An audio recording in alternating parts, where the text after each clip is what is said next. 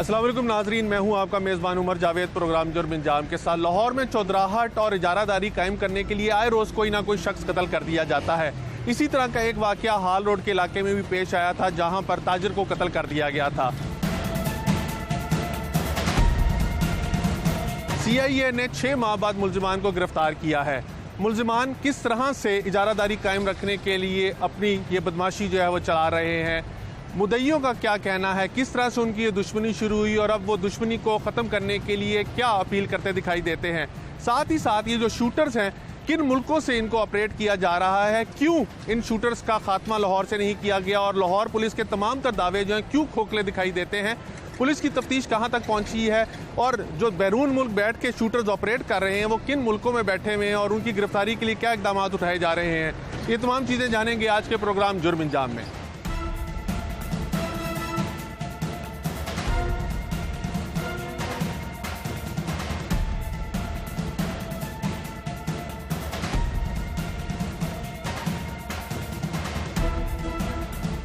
हाल road के ऊपर एक अफसोसनाक वाक़या पेश आया, जहां पर एक ताजर को दिन दिहाड़े कत्ल कर दिया गया, जिसके बाद पुलिस के लिए इन शूटर्स को गिरफ्तार करना चैलेंज बन गया था। तकरीबन 6 माह का अरसा गुजर जाने के बावजूद भी पुलिस इन शूटरों को गिरफ्तार नहीं कर सकी थी, लेकिन अब बताया जा रहा है कि CIA सिविल लाइंस ने मुल्जिमों को गिरफ्तार किया, जबकि अभी भी एक इनका साथी जो है वो फ़रार है। मुल्जिमान कौन है, किस वजह से उन्होंने इस ताजिर को कत्ल किया था, ये तफसीलात जानने के लिए मुल्जिमान इस टाइम हमारे साथ CIA सिविल लाइंस में मौजूद हैं, इनसे जानते हैं। आपका नाम क्या? मेरा नाम तारिक अली है। तारिक, आपके बारे में कहा जाता है कि आपने एक शख्स को अब खुद भी मुलविस थे और शूटर्स के ज़रिए भी हाल रोड के ऊपर कत्ल कराया। वो कौन शख्स था जिसको आपने कत्ल करवाया या कत्ल किया? नहीं सर, शूटर्स का इसमें कोई किस्सा नहीं है। नॉमिनेट FIR है मेरे पे, जबकि मुद्दई खुद कह रहे हैं कि 2006 की दुश्मनी है, इस वजह से शूटर का तो इसमें मैटर ही कोई नहीं है। मेरी ज़ाती दुश्मनी उन्होंने बयान की है, तो मेरा ज़ाती झगड़ा था 2006 से लेके।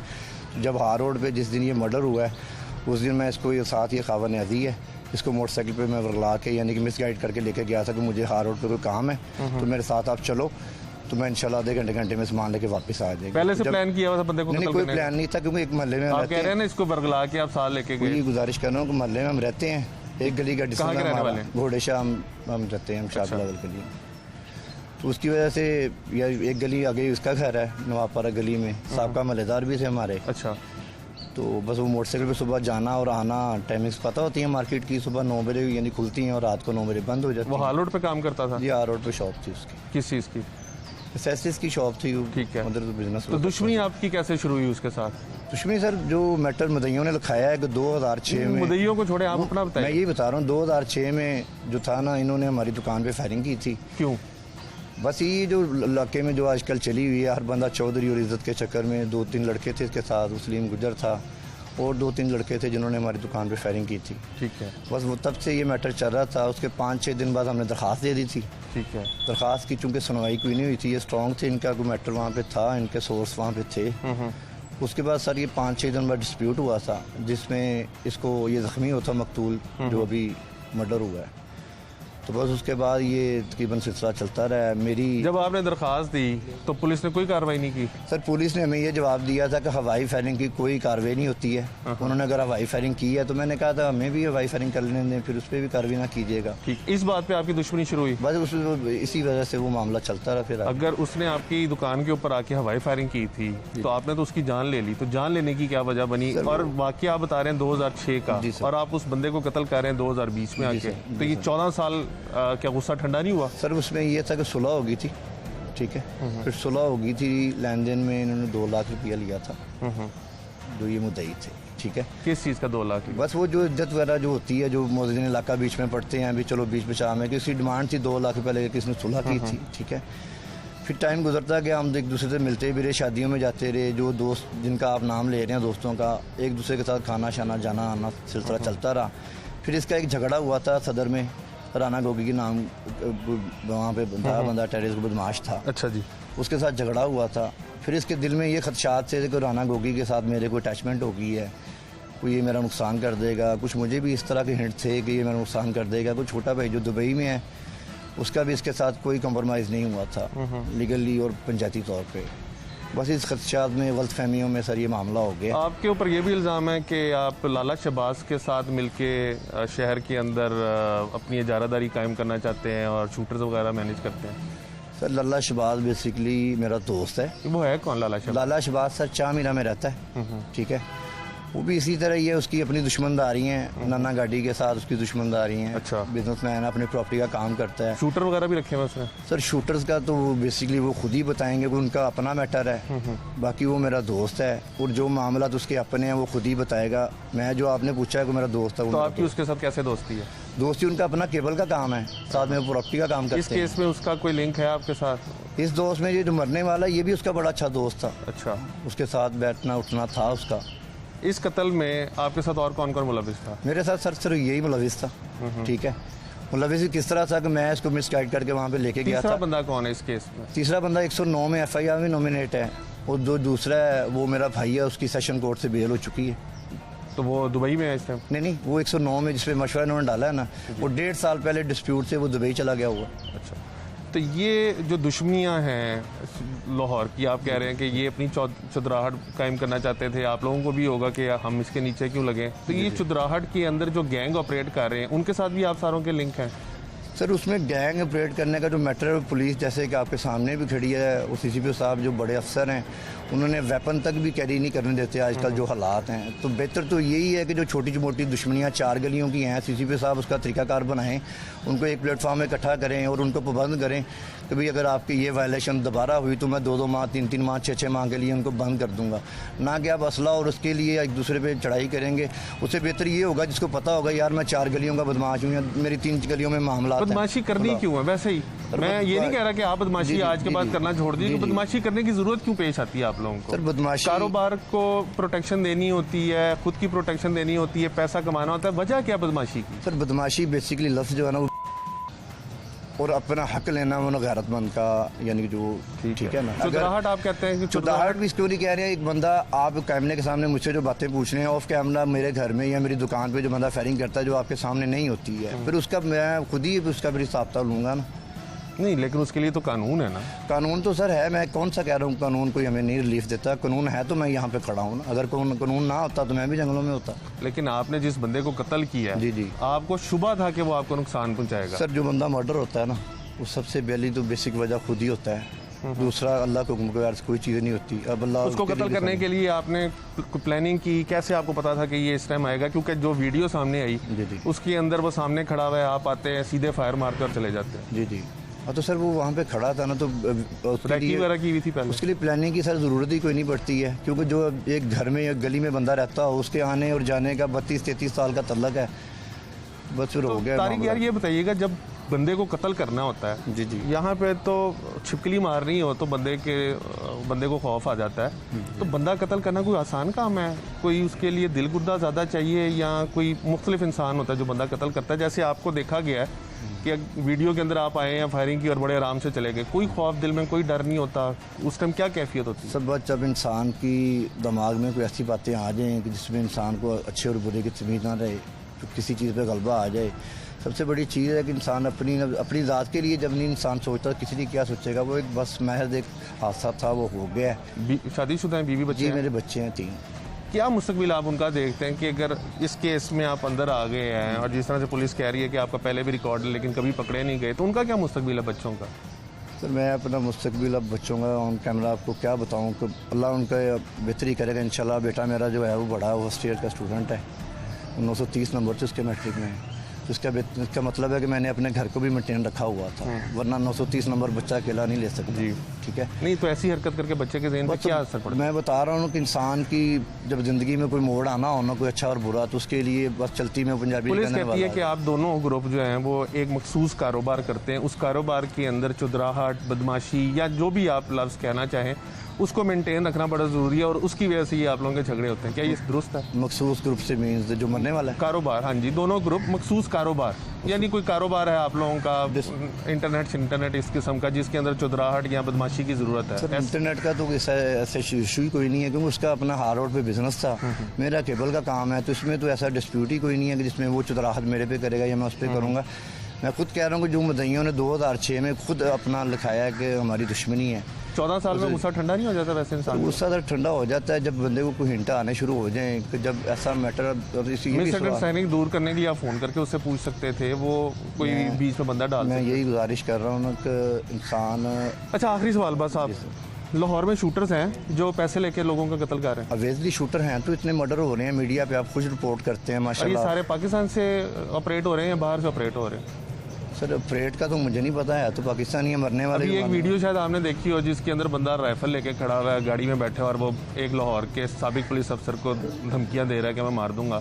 तो ये सारे जो हैं बाहर जाके अब ऑपरेट कर रहे हैं। सर मुझे इसका पता नहीं है ना, मैंने वो राइफल वाला बंदा देखा है। मैं खुद इस मामले में फंसा हूँ तो मैं तब से इधर ही हूँ। जो थी बात 6 माह कहाँ रहे? 6 माह सर हम इंटरम पे रहे हैं। इंटरम कराई हुई थी लाहौर में? हाँ जी, लाहौर में इंटरम में अपने घर में रहे हैं। खबर ये कह रहे हैं कि जब कत्ल हुआ तुम साथ थे, तुम्हें पता था कत्ल करने जा रहे हैं? जी नहीं सर। फिर क्यों गए साथ? सर मैं मार्केट अक्सर जाता हूँ तो अपना सामान लेने के लिए, सामान के रिलेटेड मेरा इंटरनेट का काम है। उनकी दुश्मनियाँ वगैरह हैं, कत्लों वगैरह तो उनकी चलती रहती है, तो ऐसे बंदे के साथ दोस्ती तुम्हारी कैसे हुई? सर दोस्ती इलेक्शनों पे हुई थी। हाँ, इलेक्शनों पे हम रैलियाँ वगैरह लेके जाते थे तो इनके साथ ताल्लुक बना था 3-4 साल पहले। अच्छा, उसकी वजह से फिर जो है ना। या तुमने भी दोस्ती इसलिए रखी है कि उनकी दुश्मनियाँ वगैरह है तो बंदे की ज़रा इलाके में चौधराहट हो जाती है, बंदे को लोग कहते हैं यार दुश्मनी वालों के साथ फिरता है? नहीं या सर, तुम भी इसलिए फिरते रहे उनके साथ? सर इतनी चुधराहट का कोई नहीं है बात। मैं बस जो है ना, मैं आपको बताया कि मेरा मार्केट रिलेटेड काम था। मेरे दफ्तर में आया, उन्होंने मुझे कहा शाम मार्केट नहीं गया आज। मैंने कहा शाम को जाना, मैंने कह रहे मुझे साथ लेके जाना। मेरे पास 70 थी टूटी फूटी, मैंने वो 70 साल लेके इनके घर गया हूँ। वहाँ पे खड़ी किया, उन्होंने अपना 125 निकाला, मुझे कहा चलो साथ। मैंने 125 चलाया, मैं चला गया। मैं अंदर मार्केट चला गया, उन्होंने कहा मैं पार्किंग में खड़ा हूँ, यहीं से आके मुझे ले लेना वापस। मैं अंदर चला गया हूँ, मार्केट से सामान लिया मैं वापस आया हूँ। मैंने बाइक जो है ना वो सामने स्टैंड में से मोड़ी है। मैंने कहा चलो भाई चलें। इन्होंने कहा जी 1 मिनट खड़ी करो, बाइक स्टार्ट ही रखना। तो मैं 1 मिनट आया, मैंने बाइक की वजह से रेस को तोड़ते हैं, मैं रेस तोड़ के खड़ा हो गया वहाँ पे। तो वो मेरे सामने वो ना पठान खड़ा था, वो उसके ड्राई फ्रूट वाला, उससे मैंने वो कुर्बानियाँ ली हैं, वो मैं खा रहा हूँ। इतनी देर में पीछे से फायरिंग की आवाज़ आती है, मैंने पीछे देखा तो तारिक भाई मेरी की तरफ भाग के आ रहे हैं। मैं बाइक भगाने लगा, उन्होंने पीछे से मेरी जैकेट को या शर्ट को जो भी है वहाँ पकड़ा है, तो एकदम से झपट के मेरे ऊपर बैठ गया। मैं तो रास्ते में 4 बार एक्सीडेंट होते बचा हूँ। उसके बाद मैं 3 माह इनको मिला ही नहीं हूँ। इन्होंने मुझे वहाँ पे उतारा अपने घर के बाद, मैं पैदल अपने घर गया हूँ। 3 माह मैं इनको मिला ही नहीं हूँ। चलो, आपने राना तारिक जिन्होंने बंदे को कत्ल किया उनकी गुफ्तगू भी सुनी। इनका कहना है कि 2006 के अंदर इनकी दुश्मनी शुरू हुई थी और इनको खदशा था कि जो मकतूल जिसको इन्होंने कत्ल किया वो इनको कत्ल कर देगा और इस वजह से इन्होंने उसको कत्ल कर दिया। दूसरा, इन्होंने पुलिस के सिस्टम के ऊपर भी इल्ज़ाम आयद किया कि इनका कहना है कि जब मुलजिम ने इनके 2006 में घर के ऊपर फायरिंग की थी तो पुलिस ने इनको कोई रिलीफ नहीं दिया, कोई मुकदमा दर्ज नहीं हुआ, जिसकी वजह से उनको कानून अपने हाथ में लेना पड़ा। दूसरा, इन्होंने ये भी कहा कि शहर के अंदर जो इतनी कत्ल वगारत हो रही है डेफिनेटली उसके अंदर शूटर इस्तेमाल हो रहे हैं और वो शूटर जो है या वो पाकिस्तान से या बैरून मुल्क से ऑपरेट किए जा रहे हैं। मुदई भी हमारे साथ मौजूद है, मुदईयों से जानते हैं कि जो ये क्लेम कर रहे हैं उसके अंदर कितनी सदाकत है। दूसरा, पुलिस के सिस्टम के ऊपर हर मुलजिम जब पकड़ा जाता है तो वो उंगलियां उठाता है कि पुलिस का कहीं ना कहीं कसूर है। तो जिस पुलिस ने इनको पकड़ा है उनसे भी पूछते हैं कि इनकी बातों में कितनी सदाकत है।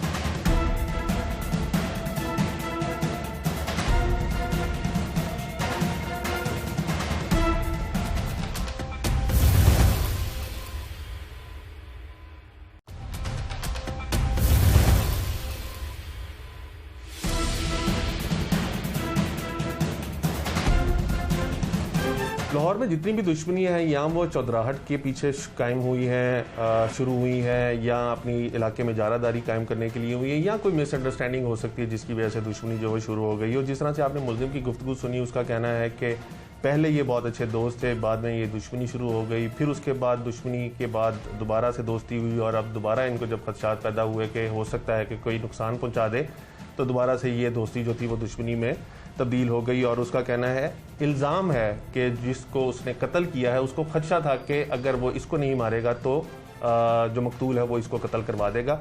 मुदई मुकदमा हमारे साथ मौजूद है, बेवा हमारे साथ मौजूद है और भाई हमारे साथ मौजूद है। इनसे जानने की कोशिश करते हैं कि ये दुश्मनी जिस तरह से मुलजिम बता रहा है कि फायरिंग के वाक़े से शुरू हुई थी, इसमें कितनी सदाकत है और इन दुश्मनियों का इख्तिताम क्या है।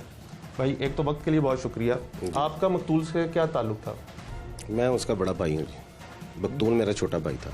किस तरह से ये दुश्मनी शुरू हुई, किस वजह से आपके भाई को कत्ल किया गया? सर, ये दुश्मनी 2006 से है, एक प्रॉपर्टी की वजह से बेस हुई थी। बेसिकली ये दोस्त थे, बचपन के दोस्त थे।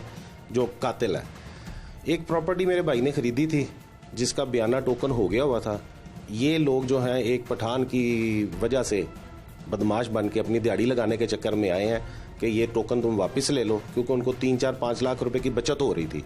तो मेरे भाई ने ये बताया था कि जनाब मैंने तो इसका टोकन दे दिया हुआ है, बयाना हर चीज़ हो गई हुई है, मैं अब टोकन वापस क्यों लूँ। इस बिना पे इन्होंने हाफिज़ आसफ जो कि कातिल का भाई है और ये तारिक अली उर्फ बूटा, ये बदमाश बन के उस पठान की तरफ से आए थे, जफर पठान की वजह से तरफ से आगे इन्होंने मेरे भाई को उस वक्त धमकाया था कि जनाब अगर तुम टोकन वापस नहीं लोगे तो हम तुम्हें जान से मार देंगे। ठीक है। मेरा भाई ने उसकी परवाह नहीं की, क्योंकि ये दोस्त थे, उसके ज़हन में नहीं था ये कि कभी भी मुझे मारेंगे। इनको समझाने की कोशिश की लेकिन ये बाज नहीं आए। फकत चंद रुपयों की खातर उस वक्त भी मेरे भाई को पंप एक्शन के सरेआम फायर मारे थे 2006 में। उसकी जो FIR है वो थाना गुज्जरपुरा में अभी भी आप ले सकते हैं। आपके भाई जख्मी हुए थे? जी, उस वक्त उसकी टांग में लगे थे फायर, ये पीठ पे। ठीक है। तो तकरीबन 8-9-10 महीने ये हॉस्पिटल में भी रहा था, हॉस्पिटलाइज रहा है। इसकी FIR आप जाके थाना गुज्जरपुरा से उसका रिकॉर्ड निकाल सकते हैं। ये जनाब क्राइम पेशा लोग हैं, इनकी और भी बड़ी FIRs हैं, आप जाके चेक करते हैं। बिल्कुल भी शरीफ नहीं लोग, केबल का काम करते हैं, इलाके में लोगों को धमकाते हैं, जिससे दिल करता है उससे पैसे ले लेके दिहाड़ी लगाते हैं। 2006 में ये आप लोगों का वाकया हुआ, उसके बाद आप लोगों की सुलह हो गई? जी सर। 2020 में ऐसा क्या हुआ कि दोबारा इसने आपके भाई के ऊपर फायरिंग कर दी? ये सर 2006 तक से पहले अगर जाएंगे तो मेरा भाई भी एक नॉर्मल इंसान था, आम से जैसे सफेदपोश लोग आम शहरी होते हैं। उसके बाद अल्लाह ने उसकी बाजू पकड़ा और वो अपनी मेहनत के बलबूते पे एक अच्छा बिजनेसमैन बन गया, क्योंकि ये एक इंतहाई थड़ेबाज आदमी था, गैर इखलाकी आदमी था। ये अपनी हरकतों से बाज नहीं आया। मेरा भाई अल्हम्दुलिल्लाह मेहनत करके हार रोड का एक मुअज़्ज़ज़ ताजर है। आप जाके हार रोड से उसकी रेपुटेशन पता कर सकते हैं। अल्हम्दुलिल्लाह उसका एक बहुत अच्छा कारोबार है, खुद इंपोर्ट करता था मोबाइल एसेसरीज में। उसकी इज्जत बहुत ज़्यादा थी, इस बंदे की इलाके में कोई इज्जत नहीं। दोनों दोस्त एक टाइम में बड़े हुए थे। उस बिना पे इस बंदे ने पुरानी रंजिश देखी है, जो इसका भाई उधर आपके भाई के कत्ल होने से पहले जो 14 बरस हैं, यानी 2006 से 2020 में 14 बरस जो है, उसके अंदर आप लोगों का कोई मामला खराब नहीं हुआ? सब कुछ ठीक ठाक नहीं खराब हुआ। अब जाके क्योंकि ये भी काफी कमजोर थे, इसका एक भाई जो अब इस केस में इश्तिहारी है, दुबई में बैठा है, हाफिज आसिफ उसका नाम है। 2006 में भी पंप एक्शन का फायर उसी ने मारा था। उसने अब अपने भाइयों को वर्ग लाया है कि ये बंदा अब इतना स्ट्रांग हो चुका हुआ है, आप लोगों की इलाके में कोई इज्जत नहीं है, मकान किराए के हैं, इसको क्यों जिंदा छोड़ा हुआ तुम लोगों ने? इसको जाके मारो, इसको जलील करो, बल्कि इसको अब जान से मार दो आखिरी हद तक। इसका ताल्लुक बहुत ज्यादा दूर से लोगों से इन्होंने ताल्लुक किया है, लोगों को मैसेजेस करके वर्ग लाने की कोशिश की है कि हमारी गली में कैमरे लगा के दो, ताकि हमें पता लगे कि आसिफ जो है ये किस वक्त घर से बाहर निकलता है, किस वक्त घर से बाहर जाता है, किस वक्त अकेला होता है। इस चीज का आप लोगों को पता था भाई के कत्ल होने से पहले कि ये ऐसा कुछ हो रहा है? सर हमें रिपोर्ट मिली थी कि ये एक्टिव हुए हैं। ये कहता है कि अगर मैं मकतूल को ना मारता तो उसने मुझे मरवा देना। सर मकतूल ये तो आप इसने ये अब झूठ पे झूठ बोलना है। मकतूल का आपने चेक करना हो तो इलाके में जाके आप चेक कर सकते हैं कि कत्ल होने से पहले जब ये लॉकडाउन में ईद के टाइम इसके बच्चे ने अपनी व्हाट्सएप पे फेसबुक पे एक मैसेज छोड़ा था अपना स्टेटस लगा के कि मामा इस वक्त लॉकडाउन चल रहा है, हमारे पास तो पैसे ही नहीं है, हम अपना गुजारा कैसे करेंगे। मेरा भाई ये मेरी भाभी है छोटी, इससे पूछे घर में रोने लग पड़ा है। पूछा कि क्या हुआ तो बताया कि यार मेरा दोस्त है, उसका जो है ना वो बच्चे भूखे मर रहे हैं, उसके घर में जनाब ईद पे कपड़े पैसे हर चीज़ भिजवाई है। आखिरी दम तक उसका यही मौकफ था कि जब तक ये तारिक है ये मुझे नहीं मार सकता, लेकिन इसने यार मारी की है। पैसा आने के बाद कोई आपका भाई इलाके के अंदर कुछ उधराहट वगैरह? सर आप जाके ये इलाके से पूछे, मैं कहूंगा तो आप कहेंगे कि आप अपने भाई की तरफदारी कर रहे हैं। इस चीज़ का सबूत आप पूरे इलाके में जाके पता करें, मदरसों में चेक करें, गरीब जो अहबाब है उनसे जाके पता करें कि मेरे भाई का करैक्टर क्या था, किस तरह से वो कोऑपरेटिव था। आज आप हमारे मोहल्ले में जाके देखें कि दर्जनों के हिसाब से लोग, बूढ़ी औरतें जो हैं वो झोलियां उठा उठा के बद्दुआएं उनको दे रही हैं जिन्होंने हमारे भाई को मारा है। आप करैक्टर पूछना है, मैं जो भी कहूंगा वो आपको हो सकता है सच ना लगे, लेकिन असलियत जाके आप हमारे इलाके से पता कर सकते हैं कि आया हमारा भाई किस कैटेगरी का था। कोई उसमें बदमाशी, कोई उसमें 2 नंबर ही नहीं थी। बाजी आप बताइएगा, छोटा सा आपका बेटा है, जवानी के अंदर आप बेवा हो गई, इन दुश्मनियों का कोई फ़ायदा है? ये जो दुश्मनी चली आ रही है 2006 से, जिसके अंदर आपका शौहर उसकी भीड़ चढ़ गया है और अभी मुलजिम तो पकड़े गए लेकिन कई मुलजिमान जो हैं वो मफरूर हैं, सगा भाई उसका मफरूर है, क्या कहेंगी आप इस पे? अल्फाज तो नहीं है कि कोई मैं अदा करूं, लेकिन बस यही बोलूंगी, अगर वो सोच रहे थे कि उनके छोटे छोटे बच्चे हैं, मैंने किसी को कुछ नहीं कहना, तो उनको भी सोचना चाहिए था ये छोटा सा बच्चा है, वो रोज़ जैसी बातें करता है, उनके मेरे पास वो जवाब ही नहीं है, मैं क्या बोलूँ, अल्फाज ही नहीं है मेरे पास। इन दुश्मनियों का कोई फ़ायदा है? कोई फ़ायदा नहीं है। अगर इस तरह के दोस्त हैं तो मेरे ख्याल से तो ऐसे दोस्त बनाने ही नहीं चाहिए जो पैसों को तरजीह देते हैं, किसी की तरक्की की तरफ जाते हुए इतनी हसद पैसे ले लेते हैं। आपको लगता है आपके शौहर को हसद की वजह से कत्ल किया है? जहाँ तक तो मुझे लगता है कि हसद की वजह से किया गया है, उनकी तरक्की पसंद नहीं की जा रही थी, क्योंकि इनका आधा कुंभा तो मेरे हस्बैंड की पैसों पर पल रहा था। जहाँ कहीं से भी आते थे, किस का जिक्र करूँ मैं, इनका पूरा कुंभा मेरे हस्बैंड के पैसों पर पल रहा था। इसकी शॉपिंग, इसके बच्चों की शॉपिंग, इवन के इसकी बीवी का इलाज, हॉस्पिटलों में उनके पास रहना, इसकी माँ का इलाज, सब मेरे हस्बैंड की कमाई से जा रहा था। ये एक बार आकर कहते थे, वो रो पड़ते थे, उनकी आंखों को बर्दाश्त नहीं करते थे, वो दिल के बड़े अच्छे थे। बस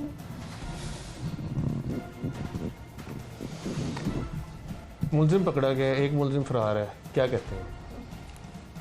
क्या कहेंगे सर, पहले तो मैं आपको कुछ थोड़ा सा डिटेल में थोड़ी सी 2 मिनट की बात करना चाहूँगा कि जब से ही हमने ये FIR करवाई है ना, जब से हमारे भाई का ये हुआ है, हमें पुलिस की तरफ से ज़रा सा भी कोऑपरेट नहीं हुआ, बिल्कुल भी कोऑपरेट। इस तरह हुआ है जैसे सर किला गुजर सिंह में हुई है।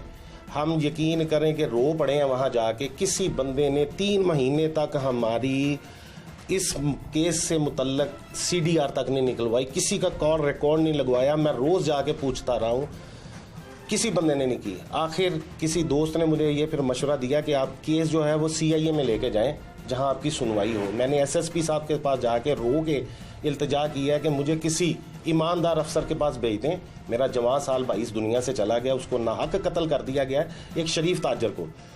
उनकी मेहरबानी, उन्होंने मेरा केस जो है जनाब CIA गाजियाबाद में लेके आए। अल्लाह इनका भला करे। ये जो अपने DSP साहब हैं जनाब दानिश आसिफ रांझा साहब, उनके पास मेरा केस आया। उन्होंने आते मुझे पहले एक ही बात की थी कि बच्चे मेरे साथ झूठ नहीं बोलना, जो असलियत है वो मुझे बताना, इंशाल्लाह आपका यहाँ पे इंसाफ होगा। आप उनसे पूछ सकते हैं, मैंने उनको जो जो एविडेंस दिए हैं। मैं कहता हूँ कि अगर लोग जो भी पुलिस से ये कहते हैं ना कि इंसाफ नहीं, जिसको इंसाफ नहीं मिलता ना, वो अपना केस उठा के ना सीधा CIA गाजियाबाद में दानिश आसिफ रांझा साहब के पास अपना लेके आए। इनके पास आपको 1000% मैं ये कसम खा के हलफ देने के लिए तैयार हूँ कि यहाँ मेरा 1 रुपया किसी बंदे ने नहीं लिया, कोई रिश्वत नहीं ली सर। इनों की इस तरह की कारकर्दगी है कि ईमानदारी अगर कहे ना कि खत्म होती है किसी बंदे पे, तो वो CIA गाजियाबाद पे दानिश रांझा साहब पे। ये बताइएगा, दानिश रांझा ने आपके मुलजिम पकड़ लिए जी सर, आगे क्या मुस्तकबिल है? सर मुस्तकबिल कोई नहीं है। हम तो माफी मांगेंगे कि हम ना इस तरह के लोग हैं। आप हमारा रिकॉर्ड सारा चेक कर लें सर, पूरी फैमिली का। मैं अपना नहीं कह रहा, मैं अपने भाई का नहीं कह रहा। अगर आप किसी एक केस में भी हमारा रिकॉर्ड दिखा दें। किस तरह का इंसाफ चाहते हैं सर? हम इंसाफ चाहते हैं कि इनको कैफरे किरदार तक पहुंचाया जाए। आने वाली नस्लों के लिए ये एक सबक होना चाहिए कि इस तरह के लोग नहीं होने चाहिए जो कि अपने दोस्तों की जिनके साथ खाते हैं उनके पैसे पे ये जो है नजर रखते हो। इस तरह का नई सिस्टम होना चाहिए। खुदारा इस तरह के ना करें, क्योंकि ये हराम कमाई की वजह है जो इंसान को कत्ल तक लेके जाती है।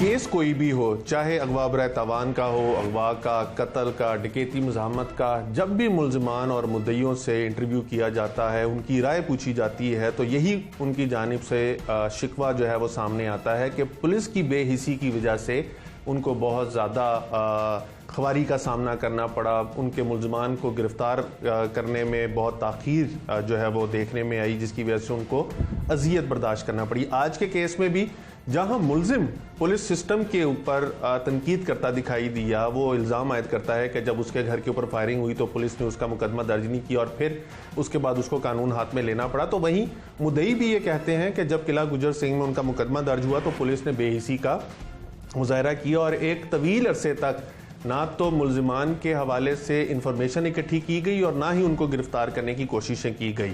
फिर उनका कहना है कि उन्होंने अपना केस जो था वो CIA की तरफ लगाया और उनको इंसाफ जो है वो मिला है कि मुलजिमान पकड़े गए हैं।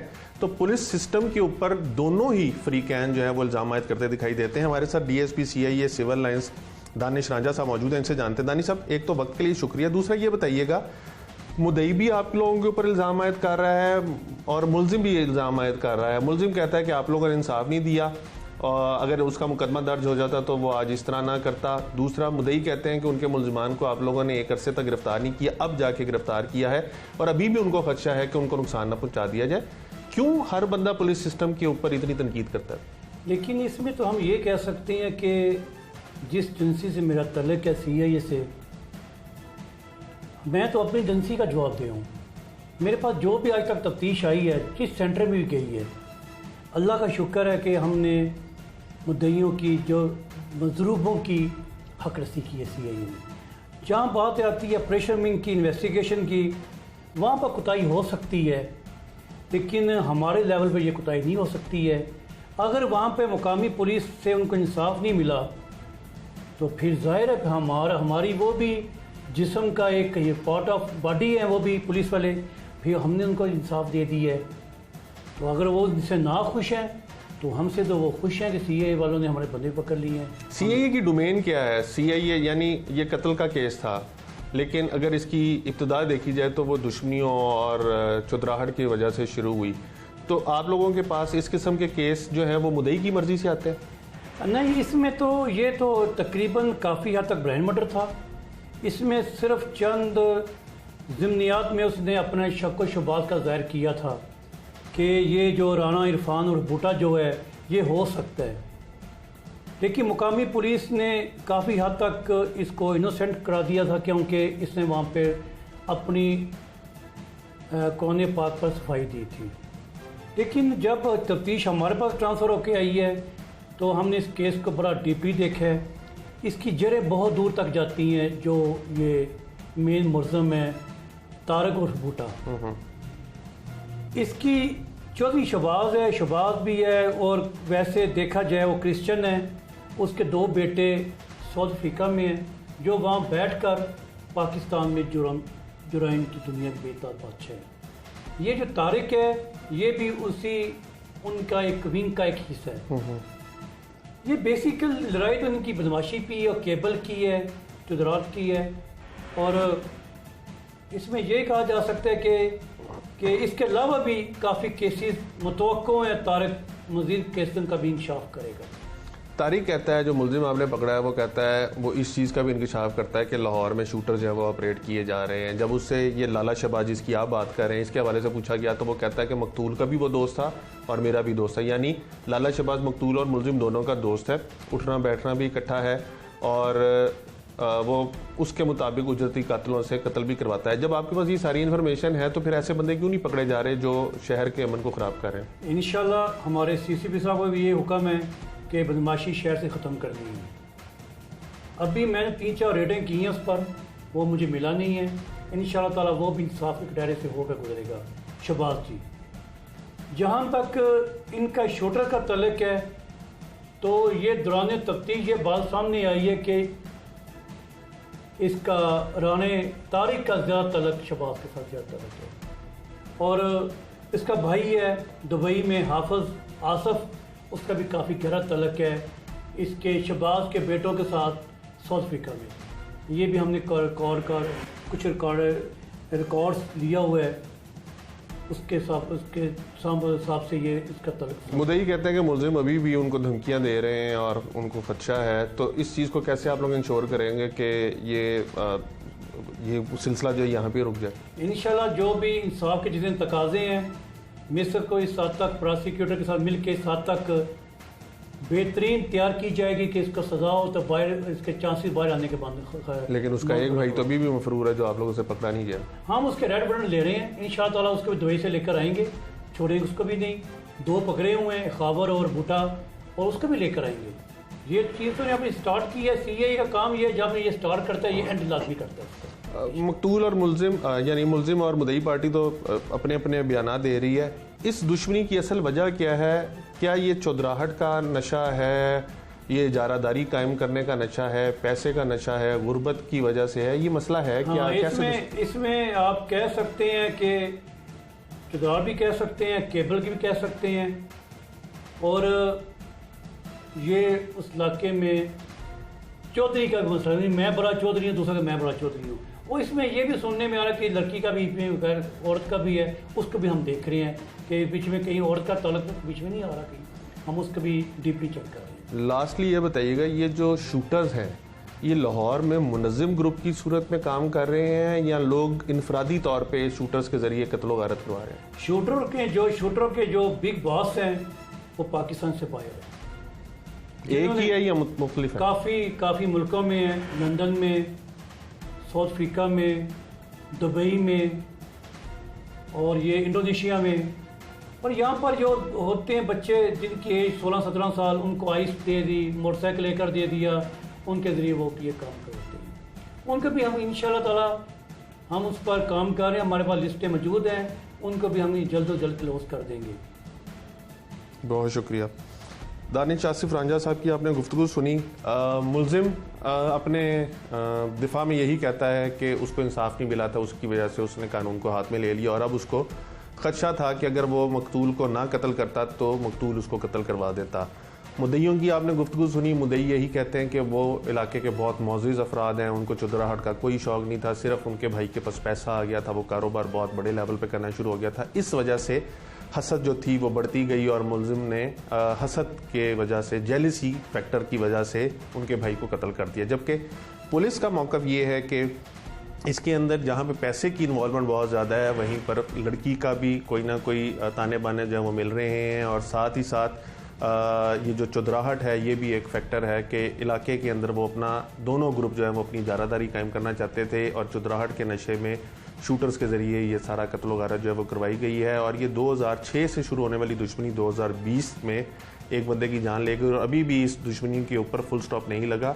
गो के मुद्दई कहते हैं कि उन्होंने हर तरह से इस चीज़ को इंश्योर कर रहे हैं कि वो इस लड़ाई में आगे बढ़ावा ना दे, लेकिन मुलजिमान के क्योंकि अभी तक सारे मुलजिम जो हैं वो पकड़े नहीं गए, इसलिए उनको ये खदशा है कि उनको और नुकसान हो सकता है, जिसके ऊपर पुलिस का कहना है कि वो इस चीज़ को इंश्योर करें। लेकिन आज के प्रोग्राम में ये चीज़ साबित हो रही है कि लाहौर में तमाम तर पुलिस के दावों के बावजूद भी शूटर्स काम कर रहे हैं, बैरून मुल्क से लोग जो है उनको इस्तेमाल कर रहे हैं, चंद कौड़ियों के एवज़ बंदों को कत्ल करवाया जा रहा है और पुलिस इन कत्लों को रोकने में नाकाम है और मुलजिम पुलिस की गिरफ्त में इस चीज़ को इंकशाफ कर रहा है कि ये जितनी कत्लो गारत हो रही है तमाम शूटर्स के ज़रिए हो रही है। आज के प्रोग्राम से टीम जुर्म इंजाम और अपने मेज़बान उमर जावेद को इजाज़त दीजिए। अगले प्रोग्राम में मुलाकात होगी। अल्लाह ने के बाद।